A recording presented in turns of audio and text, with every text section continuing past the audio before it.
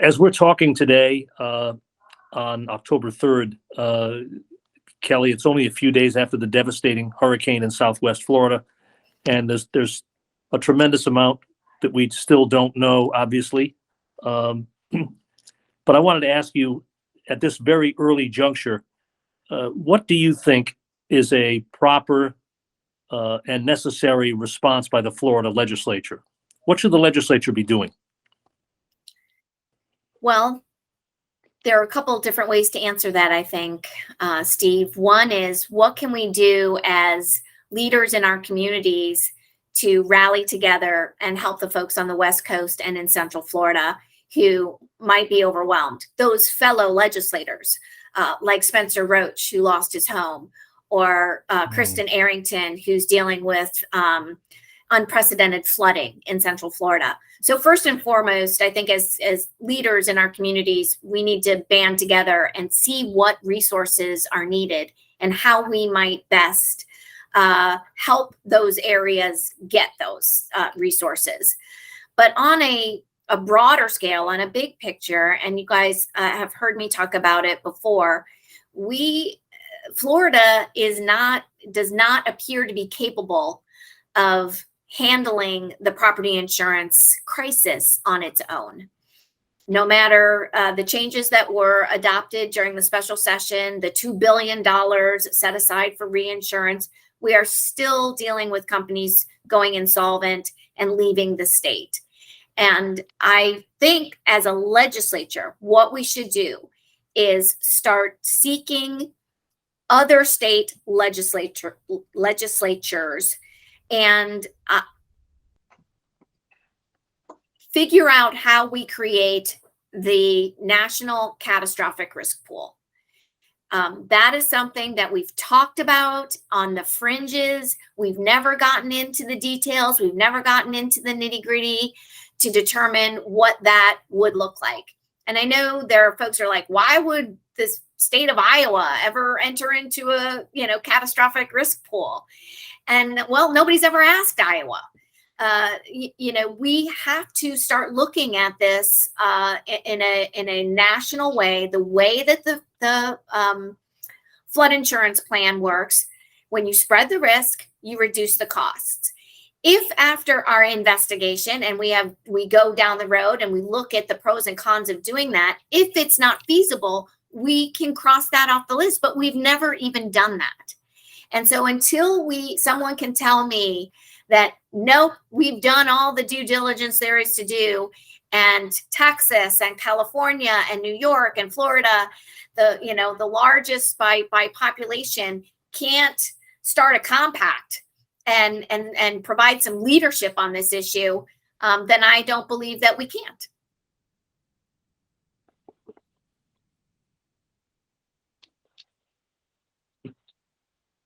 To Dan Sweeney.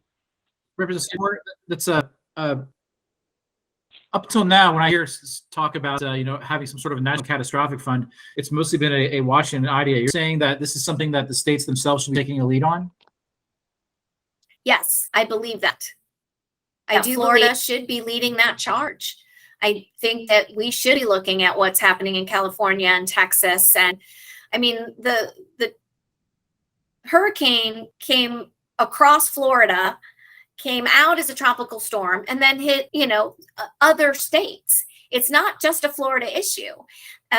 You look at Hurricane Sandy, you look at the wildfires, you look at tornado damage. There are so many natural catastrophes happening across our nation that it only makes sense that we band together and we figure out how we provide that insurance coverage. It's a bit of a boon that all the property values have gone up significantly. A lot of that has to do with the fact that, Wall Street bought up entire communities and is renting them out at exorbitant rates. And that is increasing the cost of homes. But when you're just sitting there minding your own business and now your property value is over $1 million, you're no longer eligible to even be in Citizens. And there's no market for you. There's no market for you to go and get insurance. property insurance. And so, yeah, I think that this system that we have in Florida is broken. In the shorter term, should Citizens raise the cap to $1 million? Yes. And is Citizens is almost certainly going to get much bigger, if not soon, then next year when renewals come in. What's the answer then if Citizens is the only option for most people? It's so short-sighted that we have not explored other opportunities.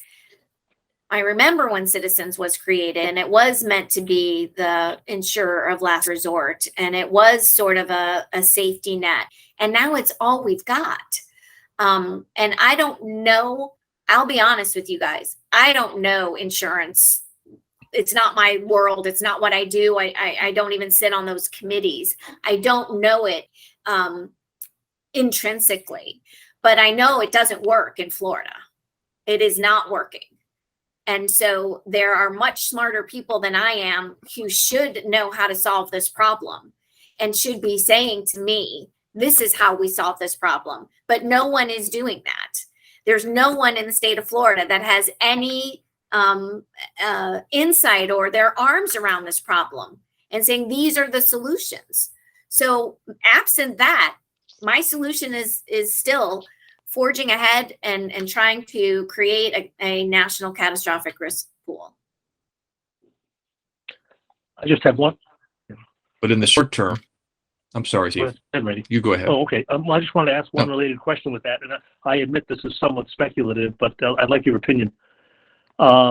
If you ask the people of North and South Dakota to share the risk with a national cat fund, someone in one of those landlocked states is going to say, you know, I saw the news coverage of that hurricane in Fort Myers. Florida allows people to build 3- and 4-story houses right on the beach, right on the water. And there's also thousands of mobile home parks around there. And those structures are extremely vulnerable to severe hurricane. Why should people in North Dakota pay for what they might think are development mistakes made in Florida? Why do they pay for the National Flood Program when obviously the largest, most recognizable peninsula in the nation is going to be the most at risk for flooding, especially as sea level rises? So it's because we're all in this together. And quite honestly, there are enough catastrophes to go around that even if we don't get 50 states, but we get enough of a group of states that can share in this risk, then there's a chance for us to be able to save people's property insurance.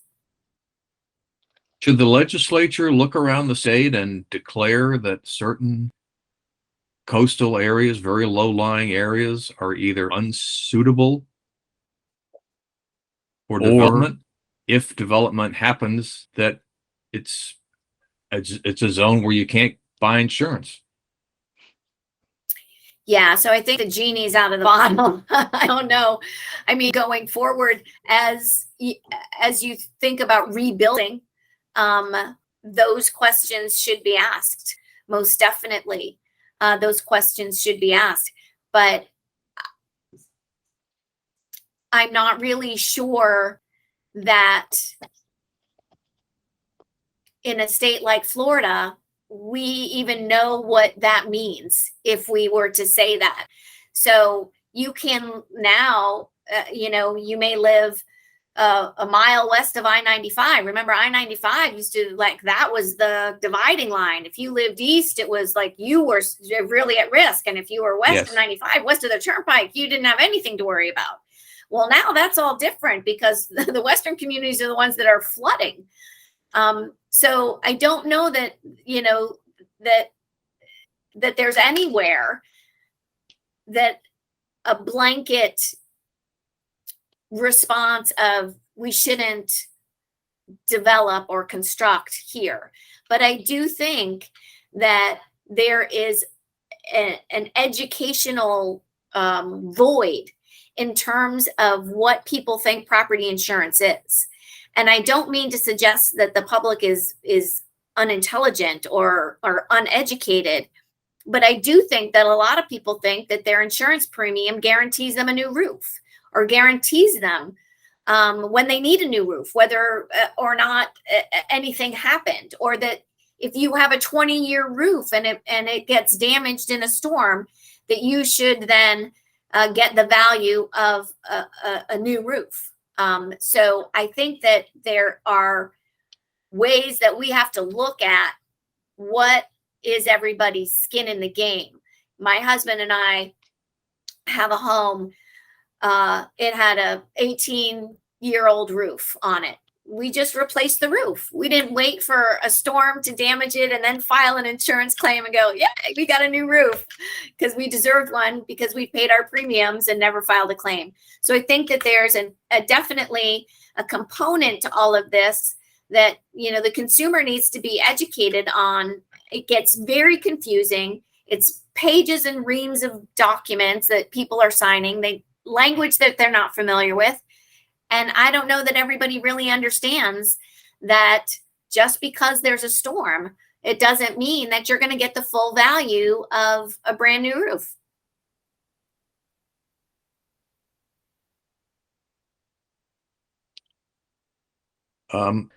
Let's shift Okay. for a minute to what might happen in the next session.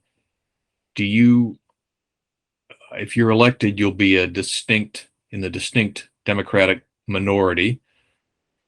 Will Ian change perhaps some of the priorities of the last 2 years where culture issues have dominated? Or do you think we will have more of the same next year? I think it's a little bit of both, I'll be honest. When you have folks who are kind of early in their careers, if you're watching social media, there's Adam Botana and Kaylee Tuck and Joe Harding and all these guys trying to work together over on the West Coast to help people to distribute resources. They are experiencing this trauma on a very personal level. And they may not have the appetite to go up and deal with,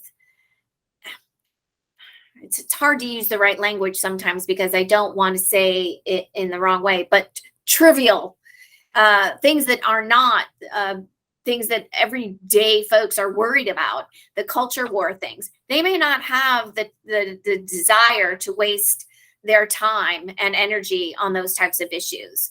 So I think that there could be a shift, but I think that depending on how the elections go, and there is not the huge red wave that everyone, lots of folks were expecting, because that seems to have shifted some as well. It could have a moderating effect on the legislature. But it will all depend on the tone and tenor that Speaker Renner and President Pasadomo set. And I would almost bet money abortion's going to be front and center, and we're going to have those huge debates and those heart-wrenching stories to try and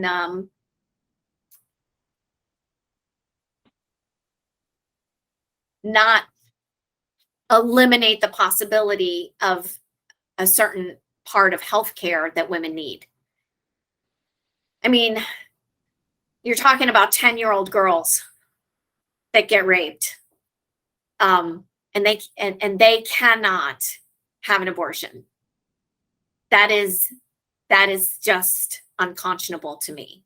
So we will most likely fight that fight. Do you expect there to be further clamping down on the availability of abortion in Florida next session? Do you think now the Dobbs decision has gone through, that they'll ban the procedure entirely, except for a few rare exceptions, that sort of thing? I do think that is ultimately the goal. I think we may go to something more like 6 weeks or some other than 15, some shorter amount of time. But I do think that there are plenty of folks in the legislature on the Republican side who would like to ban the procedure entirely.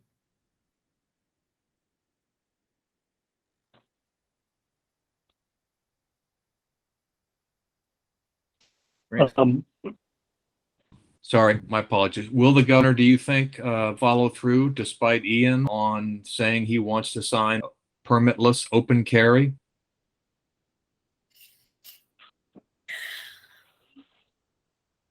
I don't see why he would change his mind, and I don't see the justification for changing his mind being Ian.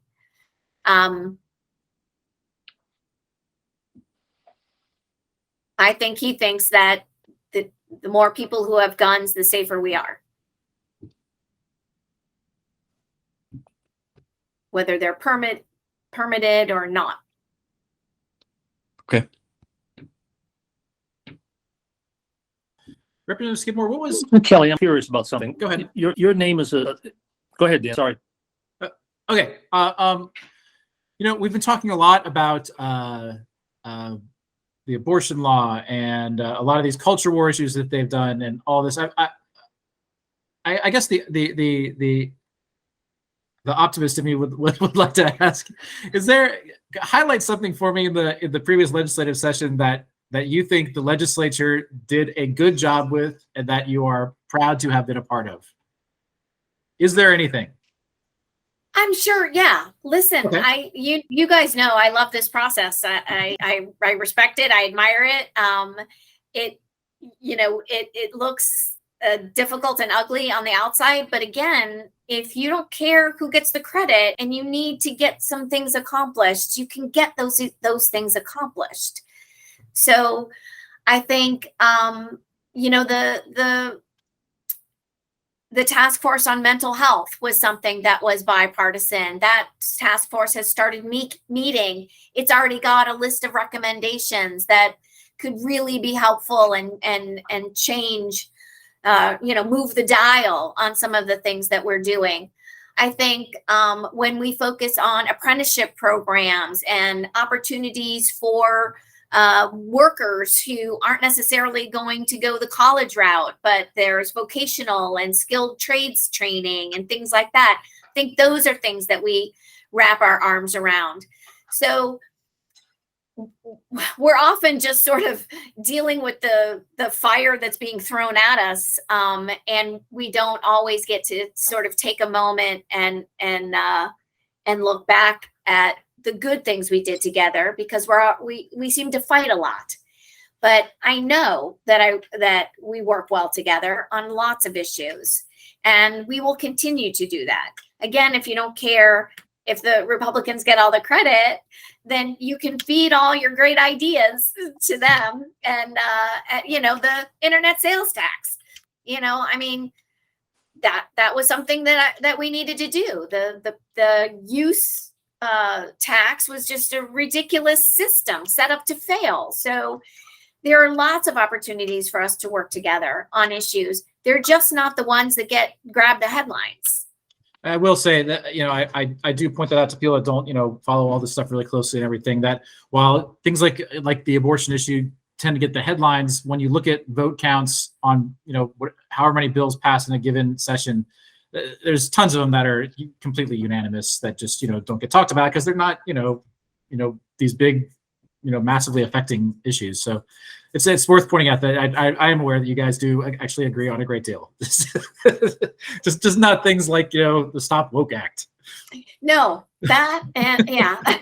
Hey, we have heard now from one Democratic House member, Joe Casello, and a Republican, Mike Caruso, more than hints of needing to go back into the condo safety bill because of what they say are perhaps excessive costs, what strikes me as HOAs predictably complaining. Do you think that will happen? Do you believe that it needs to happen?